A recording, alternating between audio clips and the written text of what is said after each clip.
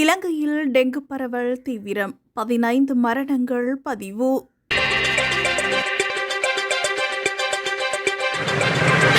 இந்த ஆண்டின் இதுவரையான காலப்பகுதியில் 29,589 டெங்கு நோயாளர்கள் பதிவாகியுள்ளதாக தேசிய டெங்கு கட்டுப்பாட்டு பிரிவு தெரிவித்துள்ளது.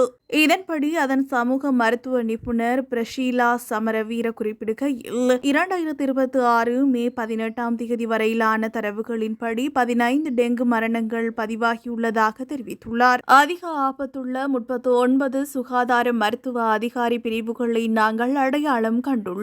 இதற்கு மேலதிகமாக மேல் மாகாணத்திலேயே அதிக அளவிலான நோயாளர்கள் பதிவாகியுள்ளனர். அதற்கு அடுத்தபடியாக தெற்கு மற்றும் சப்ரகமுவ மாகாணங்கள் காணப்படுகின்றன. மாவட்ட ரீதியாக பார்த்தால் 25 மாவட்டங்களிலும் டெங்கு நோயாளர்கள் பதிவாகி வருகின்றனர். அவர்களுள் கொழும்பு, கம்பஹா, ரத்தினபுரி, மாத்தறை, காலி, களுத்துறை மற்றும் கண்டி ஆகிய மாவட்டங்களில் இருந்தே அதிக அளவிலான நோயாளர்கள் அறிக்கை செய்யப்பட்டுள்ளனர். எனினும் பாடசாலைகள், அரசு நிறுவனங்கள், பணியிடங்கள் மற்றும் மத வழிபாட்டு தலங்களில் டெங்கு நோய் பரவும் வேகம் அதிகரித்துள்ளமை பூச்சியியல் ஆய்வுகள் மூலம் கண்டறியப்பட்டுள்ளதாக மருத்துவ நிபுணர் பிரஷீலா சமரவீர மேலும் சுட்டிக்காட்டியுள்ளார்.